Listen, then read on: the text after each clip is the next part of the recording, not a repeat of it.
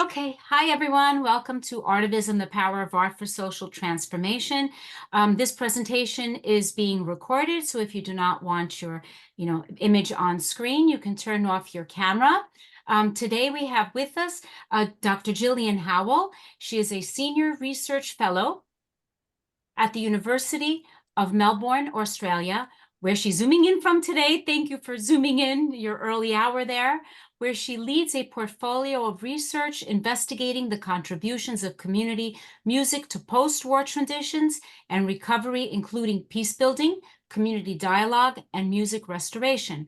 Her applied research and creative practice have taken her around Australia and around the world, including to Bosnia-Herzegovina, Sri Lanka, Timor-Leste, I hope I'm pronouncing it correctly, That's Kosovo, perfect. and North Macedonia, and she has delivered research consultancies for Save the Children Middle East, Musicians Without Borders, and Tura New Music. Closer to home, Dr. Howell's long-term research and songwriting collaboration with First Nations language educators in remote Northwest Australia has produced 2 albums, 2 original songs, and a community songbook in 3 endangered Aboriginal languages.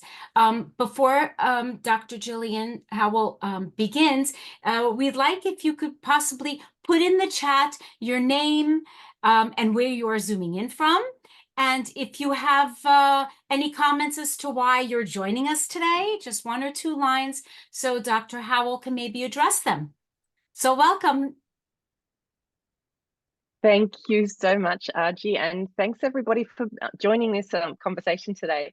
And my plan is to share a little bit about how I've been approaching the research of the topic of music and peace building, but also with a view to producing research that supports practitioners. I'm a creative practitioner myself, so my research work is always really interested in what it is that musicians and other creative people do when they are working in context and seeking to bring about some kind of social change.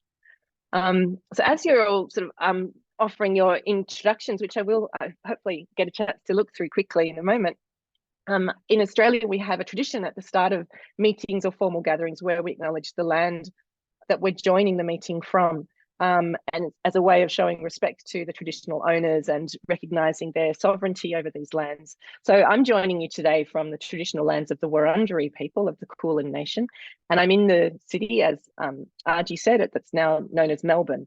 And I want to pay my respects to their elders, past and present, and also emerging, and also acknowledge that they have cared for this land over more than 60,000 years of habitation. And the fact that their ancestors go back such a long way, I find particularly compelling when I think about the role that music has always played as being one of the tools, if you like, one of the strategies and ways that relationship to country was expressed and affirmed and celebrated, and also that the way the land's relationship to them was also honoured. And I think that that's an important reminder that as human beings living on this earth, there have always been musical practices that have played a role in helping to maintain good relations between all living beings in the land. And so perhaps that's why for a lot of us, there's a kind of intuitive relationship between music and peace, or music and living in good relationships with others and with other beings.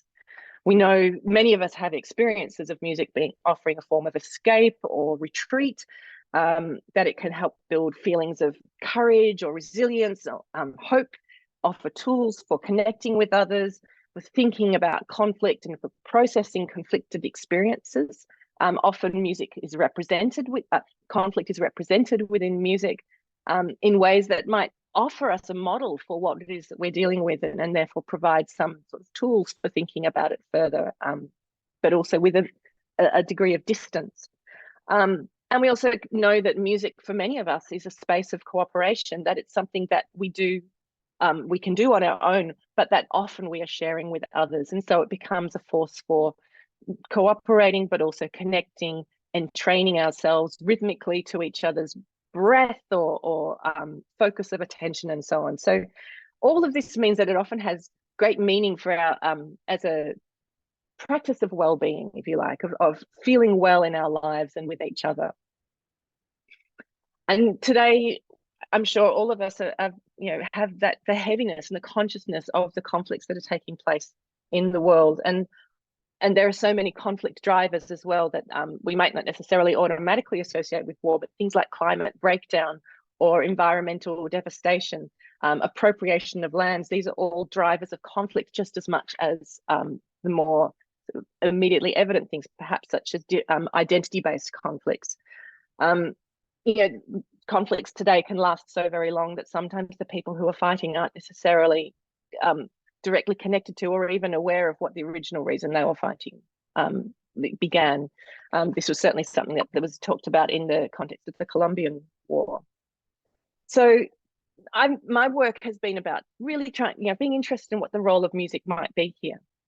I'm going to share my screen so that my slides keep me on track. And oh, hang on. Did I click that box? Sorry, do it again. Yes, I did.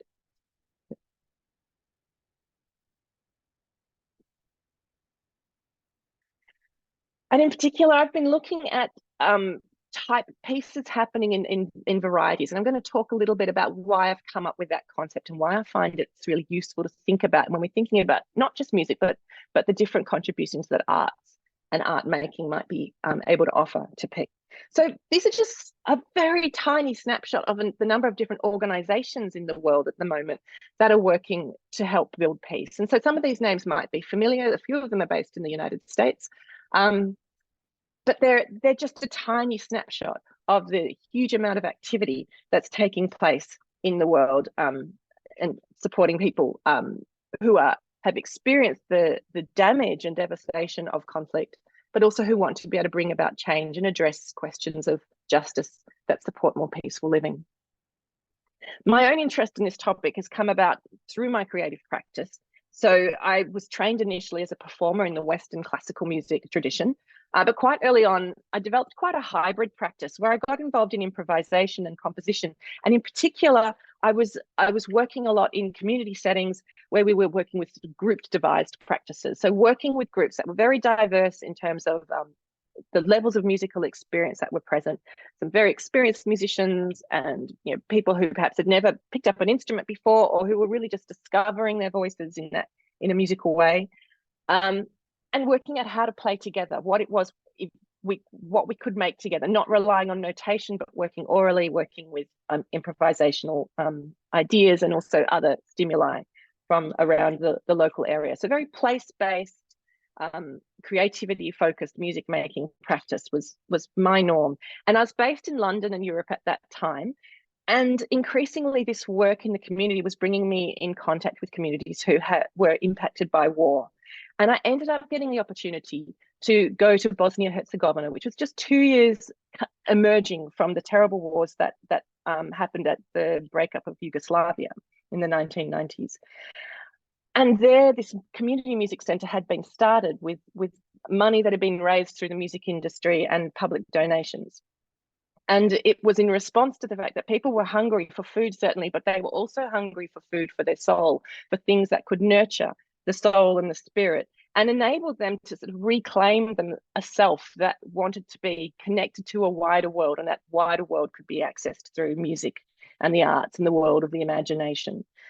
So it was a really amazing time for me because the work was intense and hard and challenging in many ways, but it really invited me to think about my musical practice and the role of music in a society particularly where there was considerable suffering, and how it could offer these different sort of strands of healing or strands of wellness, and also a great deal of agency that people could have within that if it was set up in certain ways.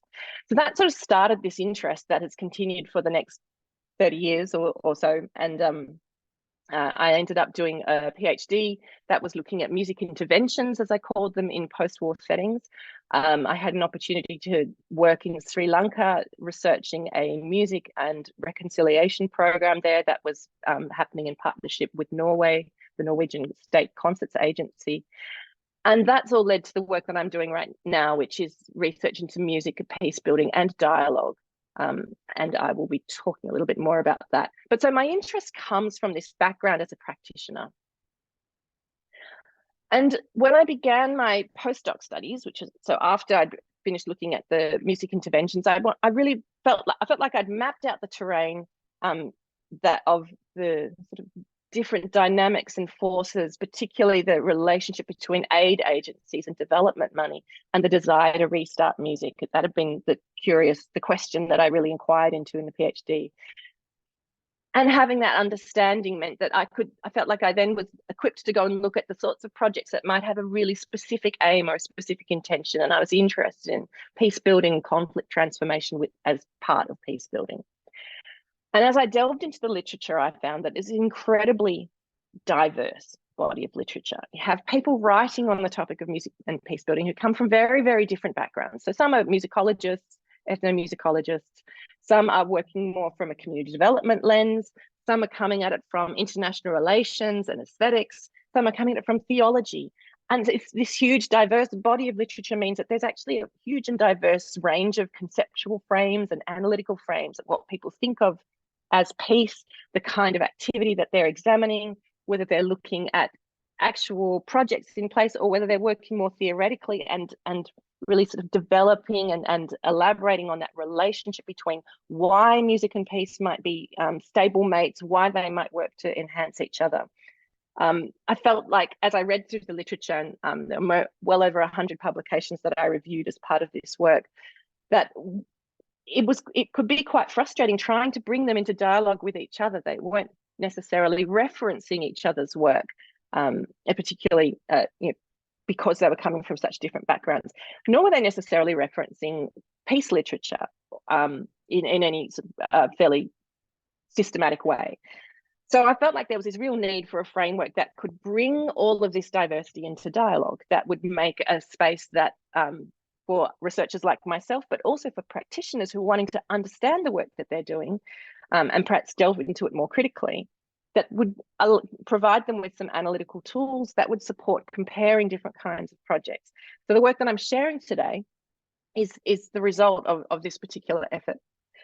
Now, I found that most of the music and peace building literature is working with a concept of positive peace. So the idea of positive peace versus negative peace is sort of a very simplified, but I think useful starting point for thinking about what we mean when we talk about peace. And a negative peace is the absence of direct violence and of war. And often that, for a long time, it was very much the focus of a lot of peace research. It was really looking at wars specifically and bringing about ceasefires and what sort of efforts were needed to, first of all, negotiate a ceasefire and then for that to hold. But peace building is broader than that. And so when we look at the music and peace building literature, then we see more of a concept of positive peace, which is more than the absence of war. It's the absence of the sorts of structural and cultural violences that are the root causes of many conflicts, and that create lived environments in which people struggle to flourish. Many people live with injustices and harms and oppression. The positive negative dichotomy also, we can compare it sort of is supported through the health sciences, always came about as an analog to the health sciences, where health is more than just the absence of disease. Health is also the body's ability to prevent disease, to be strong and therefore to resist disease. So a positive peace means a space in which is able to prevent future violence, and that is able to resist conflict drivers becoming violent. And then also in peace research field, feminist work and a more recognition that when we move away from the sort of big structures of international interventions and peacekeeping forces and so on, then peace starts to look very different and it's often contested. It's important to be thinking about the power dynamics of any peace building effort. So we might want to think about whose peace is this? Peace for whom? Whose perspective has driven this particular kind of peace? What kind of peace is actually possible here? It may not be more than a negative peace. And so rather than place, I think there can be a tendency to think of negative peace and positive peace in a bit of a hierarchy, where positive peace is the ideal kind of peace, and negative peace is a stepping stone. Sometimes, though, you might not be able to get more than a negative peace, and that is still a very important type of peace for people to live within, because living in a situation of constant and direct violence or insecurity is exhausting, and it's impossible to thrive in that kind of context. So this brought me to my pieces of music framework. This is what I've called it. And as I was saying, my aim was to bring coherence and enable a sort of a more systematic way of this field being researched and being talked about, and perhaps developing a vocabulary that gave us a few more tools to talk about, specifically for music and also for other arts. So, we in a lot of projects we'll have the intentions of a music program, and we'll also have the outcomes being talked about. But I found in the literature there wasn't necessarily as much detail about what the practices and the operational decisions were. So I started to really focus on that and return to the literature to see when that was being talked about, how was it being talked about, what were people actually doing to move from intentions to their outcomes or their impact. And I've identified 5 variables of practice and operations. Now, I should add for Kevin, if he's still with us, that when I first developed, he's familiar with the article that I published when I first developed this framework, which was now over a year ago. And I've continued to think about it and talk about it with people, including a group that Kevin and I are both part of.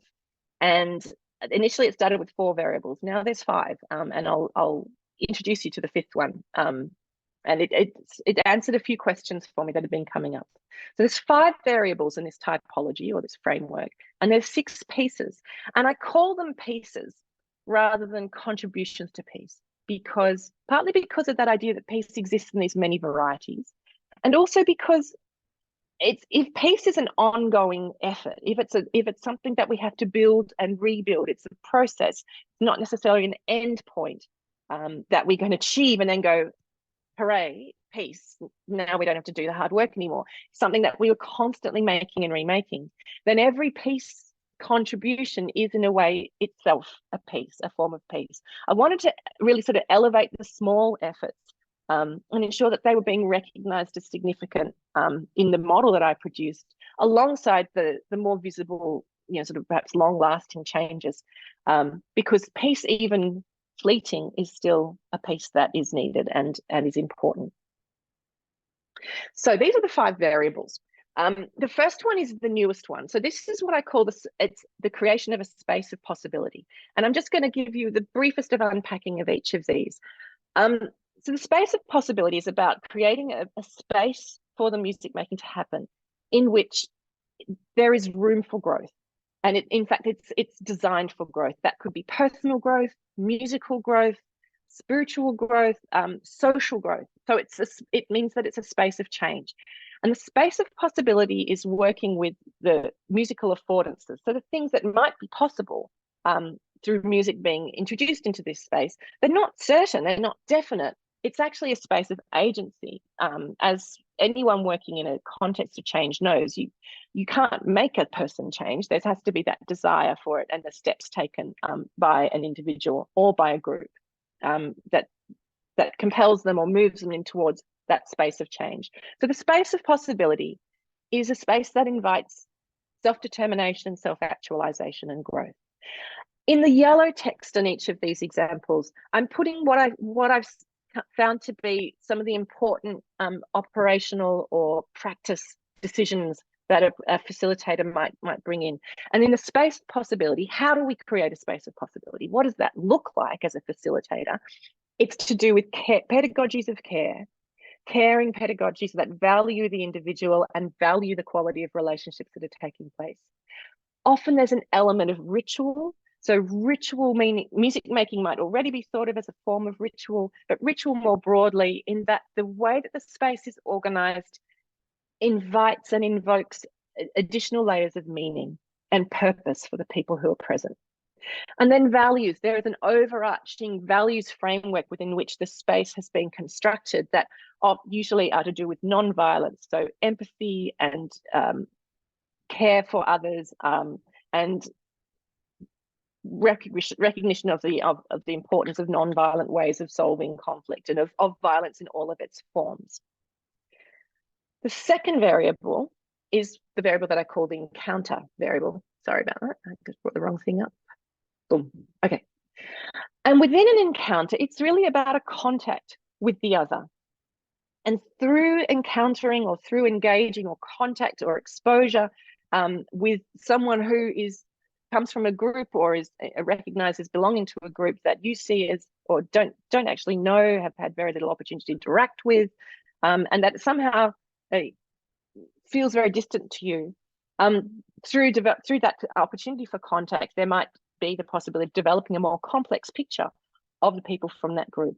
And we find that here in this encounter variable, it may well be an interpersonal encounter of two groups meeting. So the work that I was doing in Bosnia was very much about creating a space where encounters could happen, because the city that we were working in was very divided. The social context in Bosnia remains very divided even today. And so there are very few opportunities for young people from different ethnic backgrounds or linguistic backgrounds to actually meet.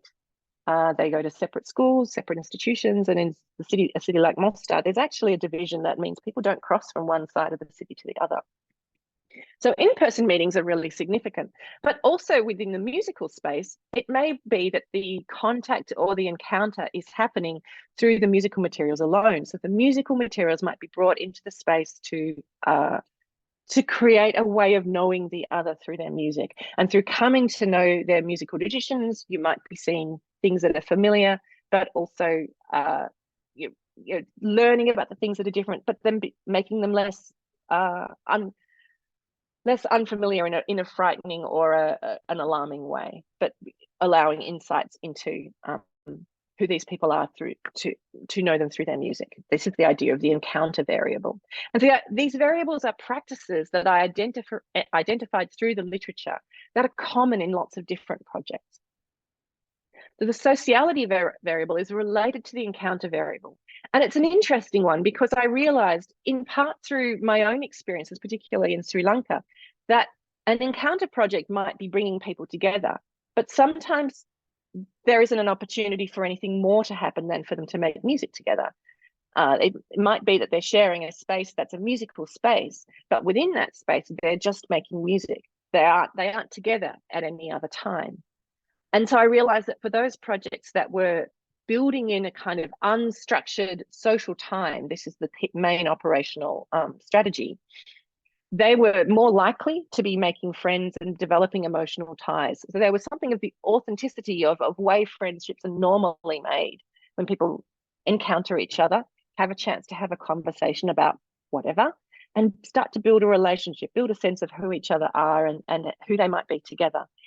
So the sociality variable builds on the encounter variable, but they aren't always always present at the same time. Sociality is usually present when the encounter variable is there, but sociality can't be assumed to be present just because an encounter is taking place. The next one is what I call conflict engagement or conflict naming. I'm actually still playing with the name of this variable. I've used the word conflict to mean the source of tension. So what is it that's keeping people apart, or what is it that's driving the need for peace building? It might be a lack of knowing of each other. It might be a widely divided environment. It might be an injustice that's never been named. It's not necessarily a conflict where you're saying, I don't like that person, and if I talk to them, I feel hostile towards them. But there's some sort of tension. There's some, at a minimum, there's something that has to be reconciled. And not every music and peace building project necessarily names the problem or names the tension. And so those that do, that's a separate variable again. And so what I've been trying to do here is start to identify different practices in common, and that when they're combined in different ways, they produce different kinds of peace. So in the naming of a conflict, or what Paulo Freire in his writing in The Pedagogy of the Oppressed describes as naming the world, which is why I've used the word naming here. Not shying away from that which needs to be solved, that is wrong, that is a harm, and that is a source or a root cause of potential future conflict. So what we see here is that it's naming and not avoiding that conflict or tension. There's a degree of grappling or struggle. There might be truth-telling and accepting that multiple truths can exist about the same series of events. And for that to happen, for that to be operationalized, then there needs to be a level of trust. There needs to be a relationship in the group. We know that if you brought people together without that trust or relationship and asked them to talk about something that's incredibly difficult and polarizing, that conversation wouldn't necessarily go well. That's not you haven't necessarily created the ground for a conversation to be transformative through naming of those topics and discussion of them. Then the last variable is about audiences. So music and other forms of art making are often intended for an external audience. And I could see that through my experiences in Sri Lanka in particular, but also in projects that were involved with recording or presenting to audiences, that the audience was an audience for the peace message, but that their experience was possibly their experience of the peace message could be different to the experience taking place within the music making environment itself. And so I wanted to differentiate between those pieces, that a music project is creating a piece that is for the musicians who are involved in making the sounds, but then there's also something that could be happening for an external audience. And so in that audience projection variable, when that's operationalized, that's about recording, it's about performing, it's about creating some kind of musical event or artifact that is intended to travel beyond the group itself. And so then we have the 6 types of piece. And when they're combined in different ways, or when one is present but not others, then I've named these 6 different types of piece accordingly. So when the encounter variable is present, so there's that opportunity for contact or exposure or an encounter either in person or through the musical materials of a group, then we have this opportunity for a type of piece I've called intergroup learning and understanding. When encounter and sociality are added together, they're both present, then that intergroup learning and understanding becomes more something that I've called everyday piece, a different kind of piece. If the conflict naming or that source of tension is then grappled with and becomes part of this space, and it's not there before, it's being avoided or not named, not talked about. When it is there, then we move towards the possibility of a dialogic piece. When the conflict is present alongside an intention to project towards an external audience, then we get something I've called justice-seeking piece. The space of possibility alongside sometimes that conflict naming variable creates the possibility for inner peace, and the audience projection variable on its own creates what I've called imagined peace. And so now I want to just go through each of these and give you just an example of what this might look like in action. But the variables are important because, as you can see, they start to create the possibility of comparing projects that might be very different in terms of scale, such as one that includes the conflict variable, but it might be at an individual level and creating an inner piece compared to the justice-seeking piece, which has an audience projection element added, but they still are both working with this variable of conflict. So it gives us something that we can also examine more systematically about that relationship between music and the piece outcome. So here we are. The first one is about the encounter variable and what I've called intergroup learning and understanding. So this, as I was saying, is about that kind of project that is coming to know the other through their music, through their traditions and their practices, perhaps learning how to play another's instrument and also understanding its context, perhaps sharing and exchanging. So when I worked in Sri Lanka, I was involved in a drumming project as a researcher, not as a drummer, which involved groups of young Sinhalese drummers working with young Tamil drummers. It was post-Civil War context, and they were creating a performance event together. They had a lot of direct in-person encounters, and they were encountering each other's music, and they were also working with a director who was helping to kind of integrate their materials in some way.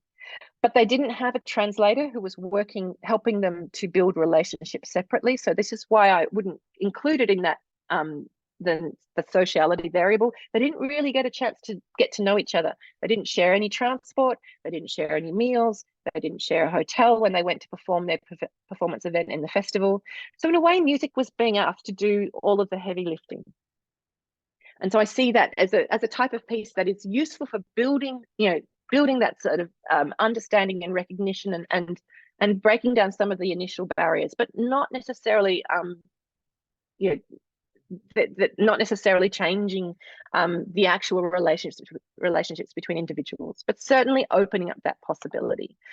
I think this intergroup learning and understanding, or ILU, as I abbreviate it to, it's one that I think I'd like to know more about. And we always I present this framework saying it's come from a review of literature, and what gets included in a publication might not be the whole story. So we have to recognize that. When you're in the field or engaged in practices, then there's more detail there. But when you have to publish an article or a chapter, you've got a word limit, and there are various moves you have to offer to satisfy the academic expectations. So it's understandable that there's detail that is missed. I feel like this ILU area, I'm very interested in what more it might be able to do, but how we might then actually research this. What kind of understanding is being created? Does it move towards empathy, or is some other variable also needed for empathy to be a more certain potential of this kind of encounter? The sociality variable, I think was one that I've seen in many projects that I've observed, both in Bosnia, in Kosovo, in Sri Lanka, and it's where there are those opportunities to build social relationships, but the wider conflict dynamic or conflict narrative is not being talked about. In fact, it might be sort of out of bounds. It's too polarizing, or too difficult to control once it's out of the bag. And often, if you're living in a conflicted space, what you need is freedom from conflict. You don't necessarily want to engage with it. And what might attract people to a music project where they're going to encounter the other or work cooperatively with someone from another group that they are divided from might be that the music is the draw card.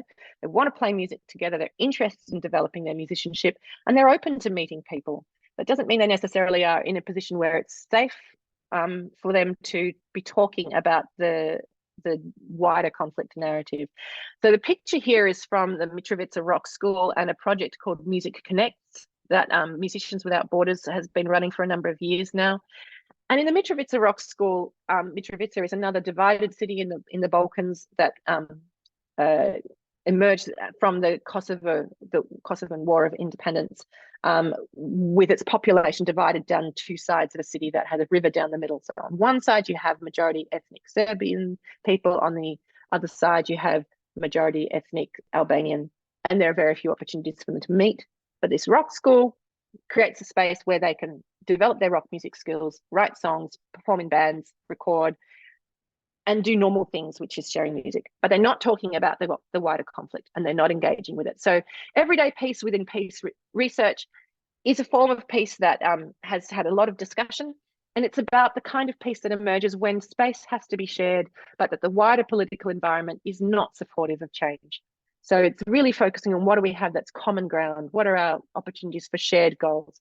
The reason I've got a picture here of the Arizona marketplace is because that in the Bosnian conflict was one of the first shared spaces where people from different ethnicities started to operate a black market, and many goods were traded and sold. And it was a space that was extremely cooperative in the midst of an extremely uncooperative and violent conflict. And then dialogic pieces where we bring in this conflict engagement, this deliberate naming and discussing, and using music as a way to frame that, or to make that more possible to talk about. Using music in order to build the relationships and the trust that make these more difficult conversations feasible, possible. So in a dialogic piece, people might be making music, they're encountering each other, they have an opportunity to make friends, to spend time in each other's company, and they're not talking about the conflict all the time, but they are also developing the skills to listen deeply to each other, to hear each other's truths, and grapple with the possibility that these multiple truths might exist about the same set of events. They might begin to re-author, rewrite the other, to see them as a more complex, more nuanced person. They might also begin to rewrite their own self, to recognize that their self their stories have come from a certain source, and to begin to think about that more critically.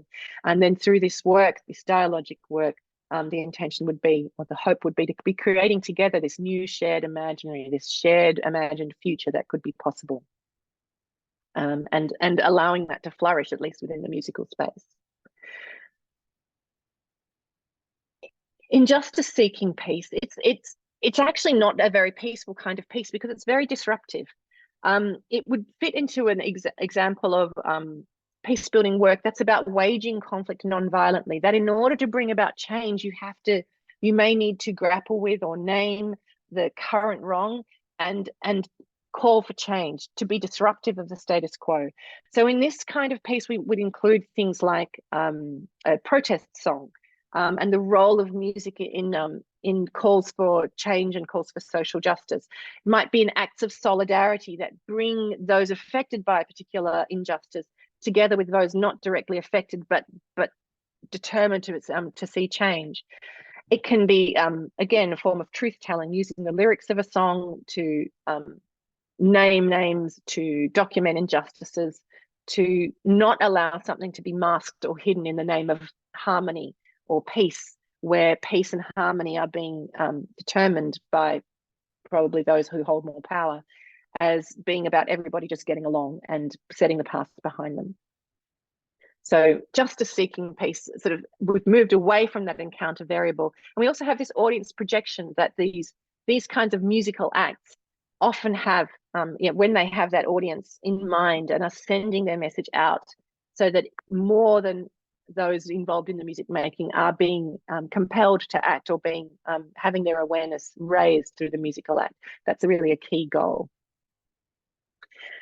And inner peace brings in this space of possibility, and also this naming of conflict. And I want to sort of say here, the space of possibility could, of course, be occurring in earlier pieces as well, such as I would see it's common in many of the encounter-based pieces.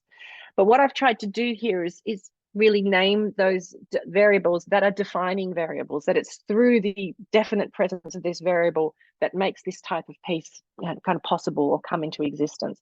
So it's not that the other variables are not present, but that they don't have that same defining role. In inner peace, the space of possibility is really important. The conflict naming is not necessarily something that might be overt. It might be more of an internal grappling or an internal struggle.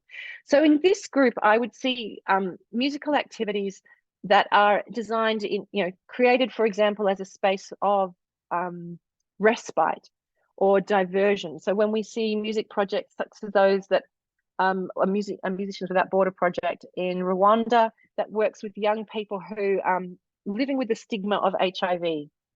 And many of them are orphans. Many of them have been rejected by their families, or sort of avoided by their communities because of the stigma of HIV.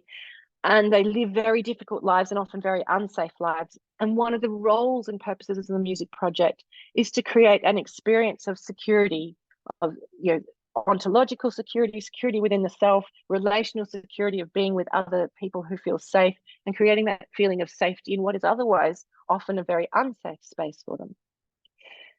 Inner peace might also be fostered through music making that is about bringing a group together who have a common shared experience of suffering. So one of the examples in the literature was a music concert being described that took place in Pristina after the end of the Kosovo War. And there was a great deal of mourning that had been lost. And it wasn't an intergroup concert. It was a group for one particular ethnic group, but for them to bond and to heal, and to offer each other support and recognize the shared nature of what they had been through, and perhaps to also begin to reconcile that experience in order to move through it in a collective way. Now, when we think about music and its potential to bond people or to connect people, then we also have to pay attention to the fact that that can be used to create a more hostile situation, to bond people together against another group. And so I don't want to be romanticizing the potential of music in any of these examples. All of the ways that music might help to build peace, it could be also used to create further divisions or to incite hostility or violence.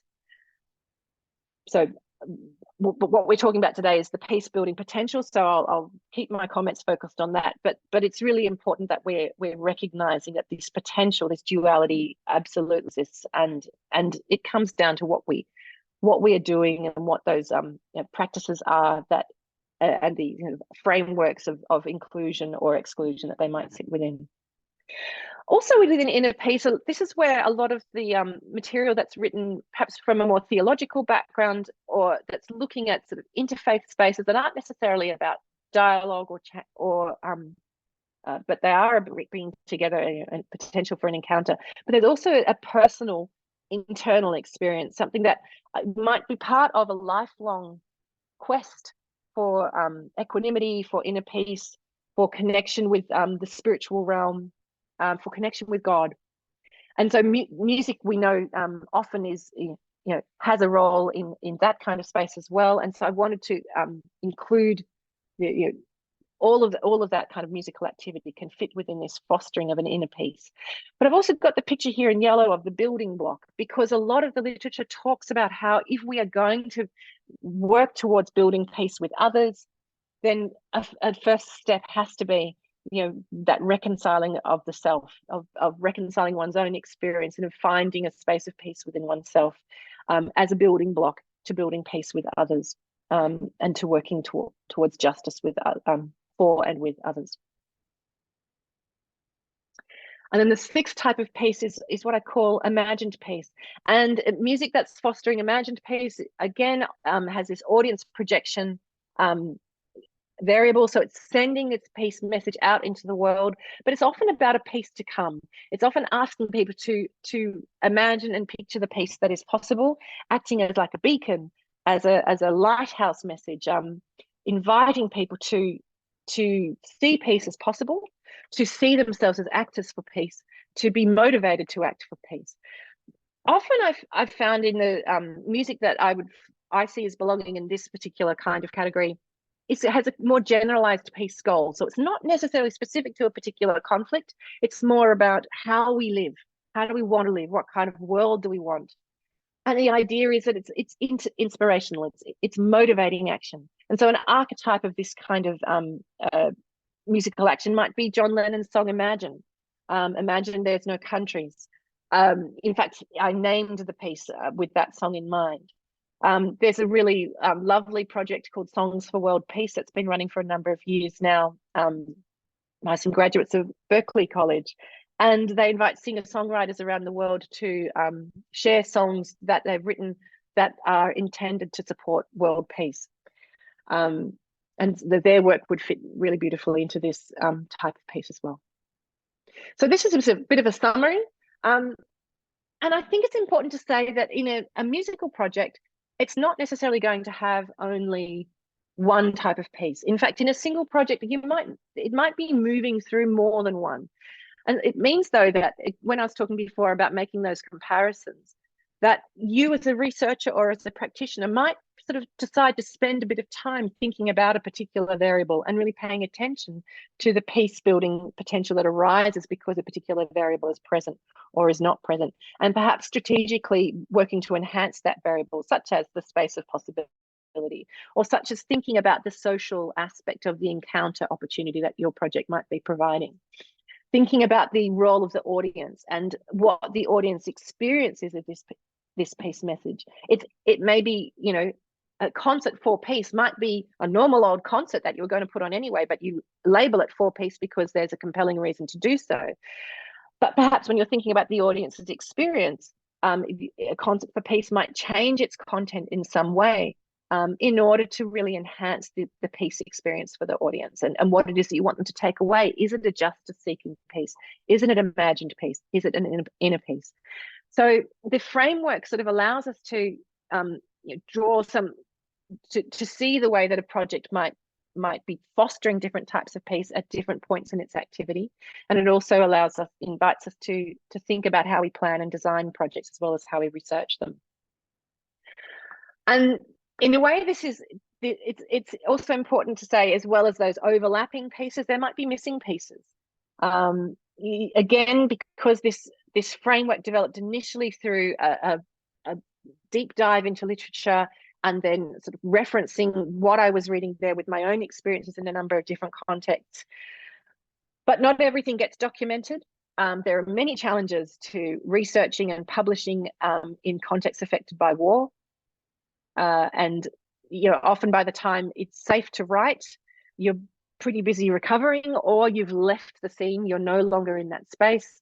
And there can be ethical issues about how you write about something when you're no longer there. So I don't see the framework as the finished story. I see it as a really useful framework with which to be thinking more deeply about the role of music in peace building, and how we as practitioners and as researchers might be asking questions and organizing and bringing our work so that it's in dialogue with other work that's also taking place, whether that's research work or it's practice work. Now, we've got 10 minutes to go. We're a relatively small group, so it depends on whether we want to have a lot of time to talk or if I should share just a little video, one or two, to show some of the stuff I'm working on at the moment. Argie, what would you like? I think you should share, and if we go over a little bit, don't worry. Go ahead. Okay, great. You're in the evening. That's right. That's good. And I'm not rushing either. So my current work at Melbourne University is focused particularly on dialogue. So when I was working through the framework, I was saying I have a lot of questions about some of the pieces, particularly, I mentioned the ILU, intergroup learning and understanding piece, but I was also really interested in dialogue. I was so interested to notice that once I'd identified that conflict variable as a variable that wasn't necessarily there, that lots of projects were not necessarily engaging directly with the source of division. I became very interested in those that were. I felt like there weren't very many of them, and often it seemed like the word dialogue would be used, but it wasn't necessarily clear what the content of the dialogue was. And so I wondered if in some of the literature, the word dialogue was used just to describe a conversation about the weather or about food, and was that creating the same kind of piece as a conversation that was talking about something more contentious.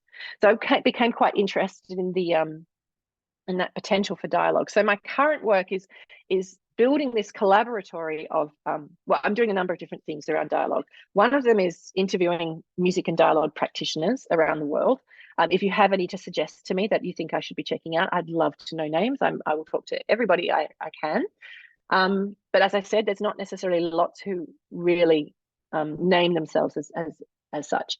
I'm thinking a lot about as well the ethics of dialogue, about when it's safe to do dialogue for a group, who should lead the dialogue, all of these questions about how the dialogue should work, and then what the role of music within that might be. Is it there to prepare the space and the relationships? Is it there to help the processing of the difficult conversation? Does it offer distance from the tensions that might arise and allow them to dissipate? So just exploring what those possibilities are. I'm also working, building a community of practice with local musicians.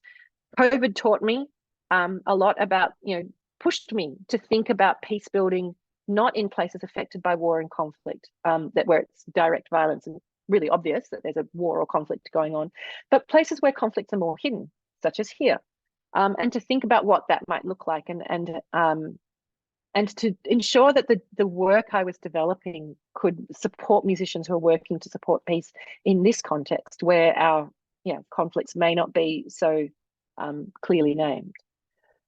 So the collaboratory it's a mix of a collaboration and a laboratory. We're asking questions and we're inquiring. And I'm also working a lot in the Kimberley, the far northwest of Australia, which is a remote region with the majority Aboriginal population, and looking at the role of music as a form of healing, particularly in contexts where there's been, due to very damaging government policies and assimilation, similar in First Nations contexts in many parts of the world, there's been a real disruption of the transmission pathways for language and also other forms of cultural knowledge. And so I've been working with early childhood educators who are very committed to revitalising their languages, their heritage languages, and also ensuring that young people have access to the cultural knowledge that the educators have inherited from their ancestors. And so songs become one of the ways that those stories can be shared. So I'll just play a little video of that work to close us off today. That's the wrong video. that's the start of that. We can play that 1 second.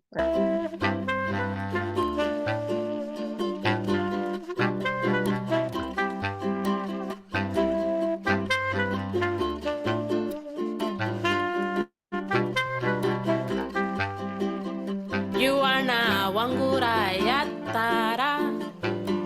Yuana wangura. Yuana wangura yatara. Yuana wangura. Jirigiani. Jirigiani. Jirigiani. Jirigiani.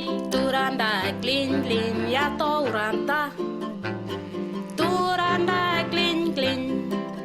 Turanda glin glin ya toranta. Turanda glin glin. Jirigiani.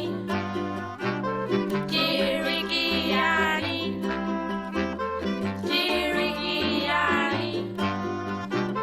Jirigiani. Ngalguru lapa barbaluragi. Ngalguru lapa. Ngalguru. I can. Shall I play the other one that just sort of tells us about the collaboratory? Yes, go ahead, please. It's Why so not? beautiful.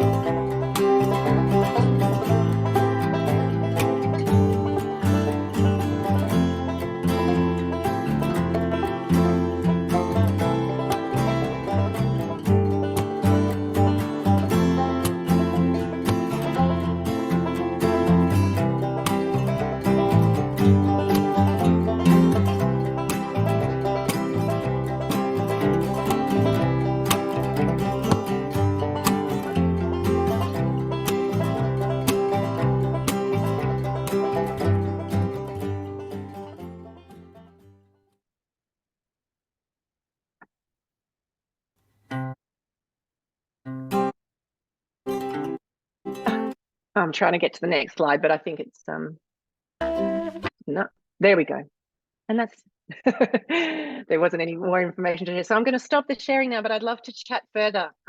It's always always a lot of information in the framework. And I yeah, very happy to answer questions and sort of elaborate on things that I might have not explained fully. So Before we get to the questions and discussion, thank you very much for being our artivist today. Just a reminder, next Monday, March 11th, Dennis Labriola will present The Gift of Time.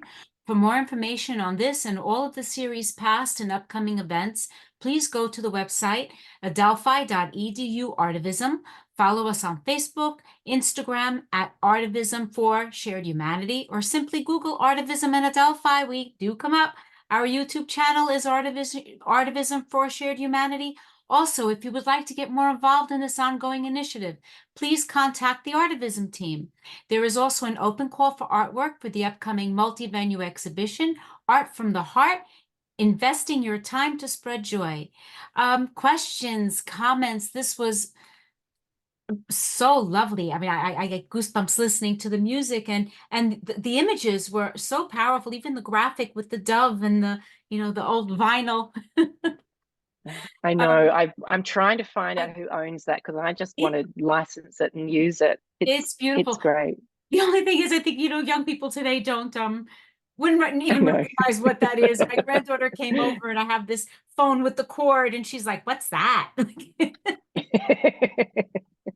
But yeah, it's beautiful. Any questions? There are some comments in the chat. I love the song. I Can you noticed. share the name? So this was the song in the first video. Is that I right, Sarah? don't know. This is from Susan.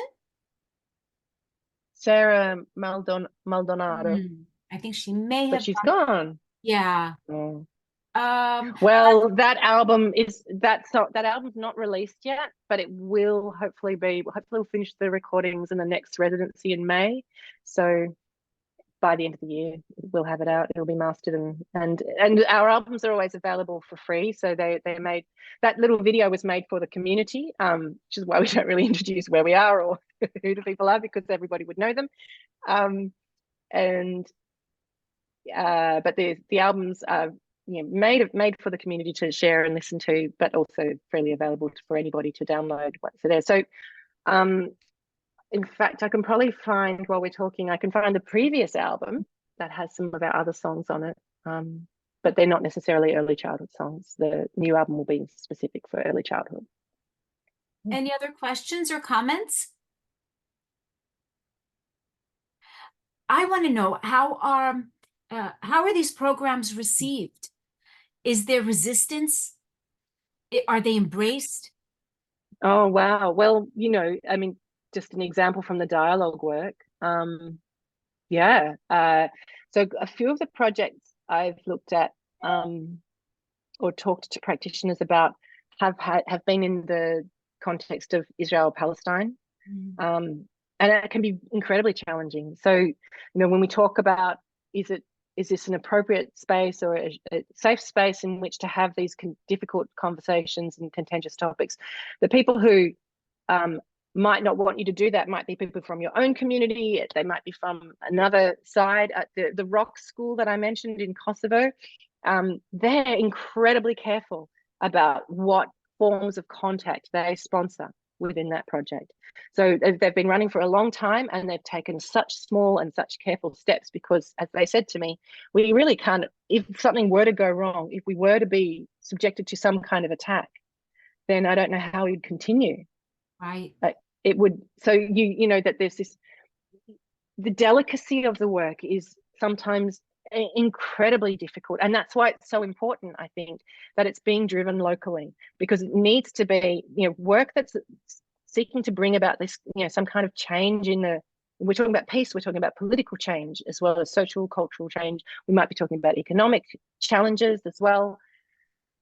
And so there are people who are going to have vested interest in maintaining the status quo, of course. And so it's to really understand those dynamics, to be across them, you need to be deeply locally embedded, and that means you need that the work needs to be driven and shaped by people who are there on the ground and embedded within those dynamics themselves. Otherwise, there's always the risk of harms.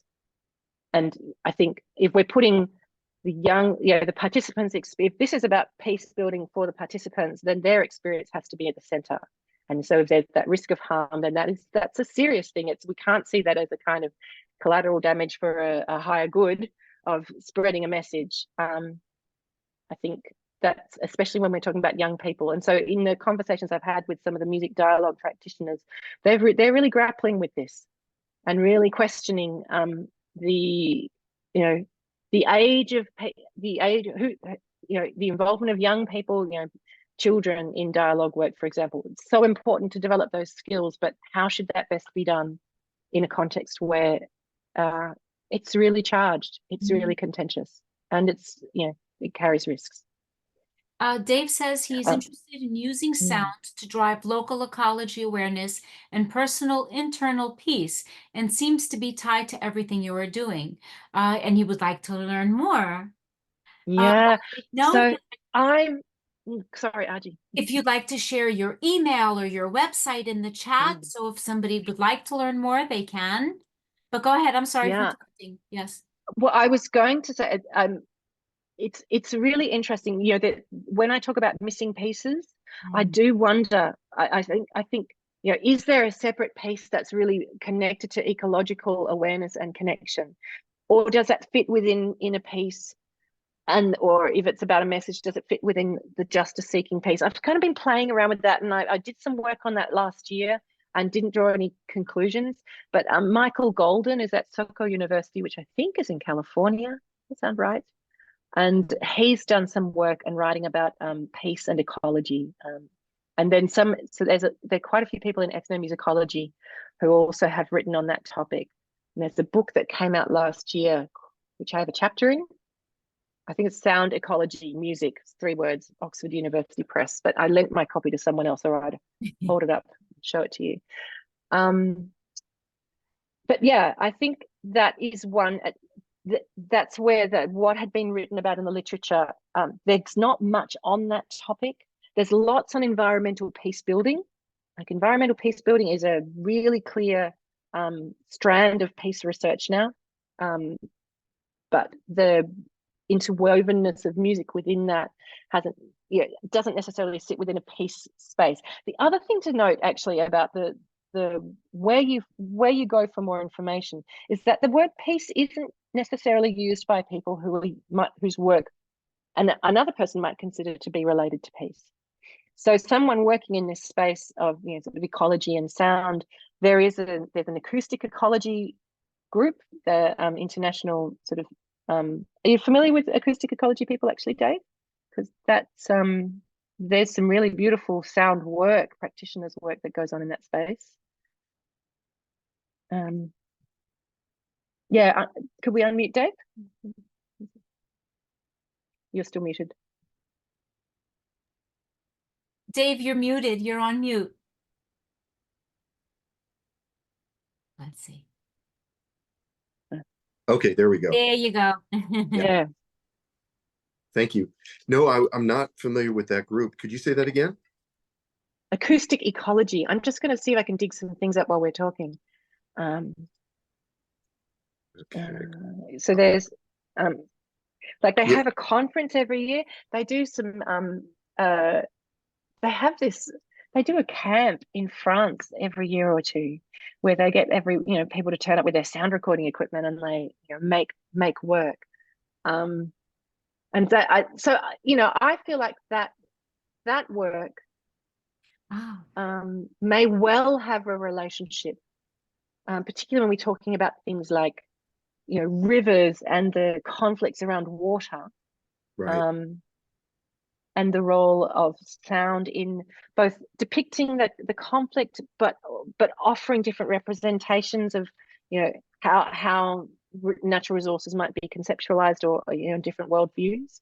So I just put an introduction to acoustic ecology there. Let me see if I can find the book that I was mentioning, the sound ecology. My thinking is, or at least my theory is that if I can get people to remember their innate connection with nature, that will help kind of cross some of the barriers that you're talking about, and some of the some of the basic problems we have as human beings of closing gaps once we've had biases and those kind of things. So I find sound to be very powerful. You don't have to talk about it much. You don't have to explain it very much. It just makes people feel. And so really, really interested in that aspect of it and how to do better work. I live near the Everglades here in South Florida, and we have a huge problem with people not even recognizing the dangers that we as human beings are doing and how it's going to relate back to their world and the stresses and everything that you're talking about that come from that. So yeah, very interested in that.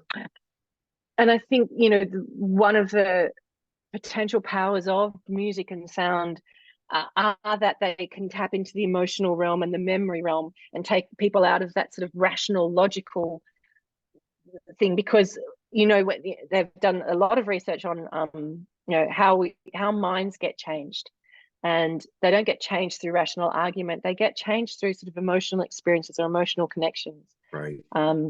With ideas, with people, and sound and memory, and that potential for sound to shift the imaginary architecture of the mind and create new spaces within it. I think is one of its potentially important mechanisms that and this is again practice. It's really interesting. If we're looking at research, people don't often write about their practices, and especially with sound, it's hard to write about practices. A lot of what's going on isn't necessarily visible, but I think it's really useful when we do find fora where we can speak in more detail about practices in order to really understand what the sort of moments of transformation might be within an experience. Well, I appreciate it. In order to bring this to the fore. You may want to explore Christina Sonde, and Katarzyna Sonde. It's Sadej. I put it in the chat. She has her earth singing project. I put a link to her website and also a link to a presentation she did here at ARTIVISM, I think a little over a year ago. It's very beautiful. Thank you for that. Yes. Yeah. If anybody Yeah. would like to connect to any of our previous presenters, you just email us at artivism@adelphi.edu and we'll be happy to connect you. Thank you. Thank you. Any other questions, comments? So people can contact me via any of those methods, and then this is also my university email address. Yeah, very happy to continue the conversation. Yes, Lisa. Wonderful. Thank you so much. This is great. I am in my office. It's been a really busy day. I was on other Zooms and I saw and I'm at Teachers College and I saw the announcement. I'm like, I am dutching out of that Zoom to join this one. So I think I missed I'm so pleased. It's wonderful. And it's wonderful to hear, some of the things many things are striking me, but one of the things how do we find the information we think we're looking for? It's very interesting that you're doing this research, that might not be your comments today, if that might not be called peace in someone's context, right? And how do we call and how do we find each other? I think it's a small snapshot, meta version of what your larger research is, people trying to find each other and use terms and connect and talking about the same thing, but using many different words, which is part of the beauty of it. Thank you. This is great. Yeah. And that word peace is interesting. When I made that comment, I was thinking about researchers, but it's also in a lot of contexts that are war impacted, the word peace and those words, reconciliation, peace, they get tired really quickly. People develop a lot of cynicism around them. They see that fancy people come in with their big ideas about peace building and they get paid a big salary and they'll come in and do some kind of dialogue roundtable and then they'll leave and nothing material changes, but some small elites will have made more money. It's often the frustration starts with seeing that some people seem to be benefiting from our current awful situation and nothing changes for us. So the word peace, then for the Rock School program, again, they wouldn't talk about their work as peace building. They might talk about it in that way to funding bodies who are in the way that you need to craft a funding proposal to speak the language of the people who are going to read it, so that they understand how you connect with their goals. But in terms of why the young people are there, that it's so important that they understand, that they feel that they're taken seriously as aspiring rock musicians. That's what they're there for, and they're open to relationships. This is a war that happened before they were born, and they're over it, but they can't do anything about it. And they don't see it changing, and they are susceptible to the norms that keep them divided, the language and systems. It's really, so the words we use, yes, very not straightforward at all. But in the end, when I was doing the literature review, I did make the decision that I had to, had to set my words for inclusion. So I decided it was interesting anyway, just to see who was out there who was using the word peace and what, how then they connected their work to a larger body of peace research. And some did, many didn't particularly. directly. So Thank yeah, you. peace is very hard to define. Yes. And you're right. People get tired of it. It's like, oh, what's that concept? Oh, you stop hearing it, stop hearing the word. And yeah, and it Yeah. becomes a banner that many people can wave. As you said about the Yeah. music, something that builds, but something that also divides. Yeah. Fascinating. Thank you. Thank you so much. This is being recorded and it will be up on YouTube. Again, at our YouTube channel, Artivism for Shared Humanity. Gillian, here at Artivism, we ask the artivist of the day to leave us with a key takeaway. What would your key takeaway for your presentation be today? Oh, I didn't prepare that question for me. Like, key takeaway.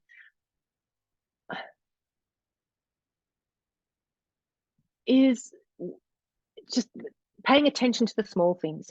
I think paying attention to small changes, recognizing that small changes can accumulate, and that their cumulative potential is something that it's worth being excited about, but it's also worth paying attention to, not taking for granted. You know, so it's this constant ongoing work to weave and build the world that we want to live in is a constant project. So we have many tools at our disposal, but we also have a big task, and drawing others into the same task and using all of the tools we have at our disposal, music being one of them, is something that I hope we can all move ourselves towards, for the benefit of the many. Thank you so much, everyone. Be well. Hope to see you back again soon. Have a good day, Gillian. Have a good evening, Thank you everyone so else. much. Thank you. Thanks for joining this talk. Thank Thanks for the you. invitation too. Bye-bye. Bye-bye.